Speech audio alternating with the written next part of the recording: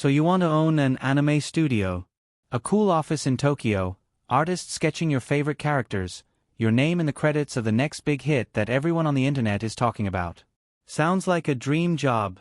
Hundreds of millions of fans watching something your studio made, episode after episode, every single week. It is not a dream job. And the story of how anime studios actually make money, and how they actually collapse, is one of the strangest stories in all of entertainment. Before you make a single yen, you need to survive just staffing the thing. Unlike a mall or a factory, you're not really buying a building. You're assembling a small army of freelancers on a deadline that never stops, because a weekly TV series doesn't pause for you to catch your breath. Once you understand that one fact, everything else about this business starts to make sense. Here's the first number that should give you pause. A standard 24-minute episode needs about 3,000 individual drawings. Not one artist makes them. Character designers, key animators who draw the important poses, in-between animators who fill the gaps to create motion, background artists, colorists, compositors, editors, a whole assembly line has to move in sync every single week for the entire run of the show. Miss a deadline and the broadcaster doesn't care why. The slot airs whether the episode is ready or not. So what does one episode actually cost? For a standard 30-minute TV anime, the going rate is somewhere between 25 and 50 million yen, roughly 160,000 to 320,000 US dollars. That's the baseline for an ordinary weekly series. But budgets have been climbing hard. Industry insiders now describe top-tier episodes running as high as 300 million yen, close to $1.9 million, especially once international streaming money gets involved. A theatrical film can run 4 billion yen, about $25 million, for a single feature. Break that episode budget into stages and here's roughly where it goes. Pre-production, scripts, storyboards, character design, is actually the cheapest phase, sometimes just a few $1,000s. Production is the monster. Key animation, in-betweening, backgrounds, coloring, compositing can eat 60 to 70% of the total budget by itself. Sound and voice work adds more.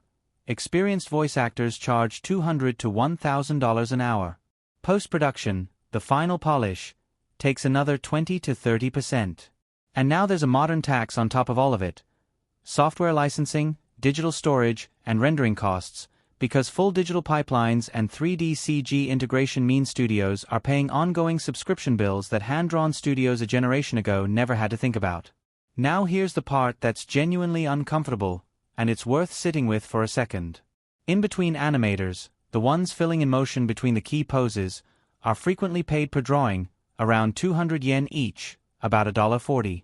Work out how many drawings that takes per hour and a lot of these artists are effectively earning below Japan's minimum wage. Key animators do better, but they're still largely freelance, often taking home just 30,000 to 50,000 yen, a few $100s, for an entire episode's worth of work. American animators average around $78,000 a year. The Japanese equivalent sits closer to $33,500.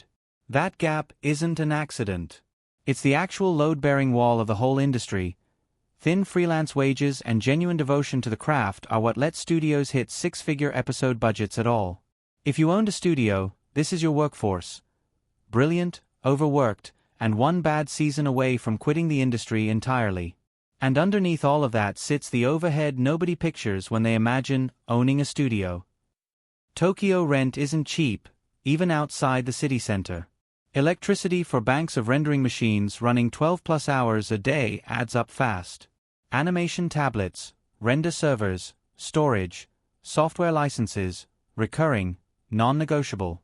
Full-time production managers and supervisors who need a salary every month whether a show is airing or not. None of that pauses just because a project wrapped. Freelancer costs scale up and down with your workload. Rent does not. So with costs stacked this high, how does anyone make money back? This is the part almost nobody outside the industry understands, and it's the trapdoor under the whole business. Most Japanese TV anime is funded through something called the production committee system. A publisher, a toy company, a music label, a streaming platform. Several companies pool money to fund a show, and in exchange they split the copyright and the profits. The studio doing the actual drawing is very often just a contractor inside that arrangement, paid a flat production fee, with no ownership of what it made. Merchandise, Blu-ray sales, streaming royalties, game licensing. All of that money flows to the committee, not to the studio that spent months turning a script into 3,000 drawings a week. Only a handful of studios, like Toei Animation, sit inside the committee itself and actually own a piece of what they produce. Everyone else is renting out their labor on a project-by-project basis and hoping the next contract comes through before the last paycheck runs out. That trapdoor isn't theoretical. In 2015, a studio called Man Globe filed for bankruptcy in Tokyo. This wasn't some unknown shop. Man Globe made Samurai Champloo and Ergo Proxy, shows with real cult followings, and at its peak the company had pulled in over 1 billion yen in annual revenue, upwards of $8 million. 5 days after its final episode of the series Gangsta aired, the studio was gone. Formal proceedings later showed 237 creditors chasing more than 544 million yen in debt, about $4.5 million. Animators reported they never received their final paychecks. Nobody outside the company ever got a clear answer for exactly how the debt piled up that high, because most of the decisions were never disclosed. What outside observers do know is that Man Globe had spent its later years increasingly taking on adaptation work rather than the original productions that built its name. Safer-looking contracts, thinner margins, and no equity stake in anything it made. A fully staffed, critically respected studio went from delivering a hit series to a locked website in less than a week. The animation didn't stop being good. The financial structure underneath it simply gave out. That's the pattern worth remembering. A studio can look completely healthy from the outside, hit shows, packed release schedule, a name fans recognize, right up until the day the debt catches up to it, because so much of the money that studio generated never actually belonged to it in the first place. Put the whole picture together and owning an anime studio looks like this: high, constant labor costs run by a workforce that's chronically underpaid.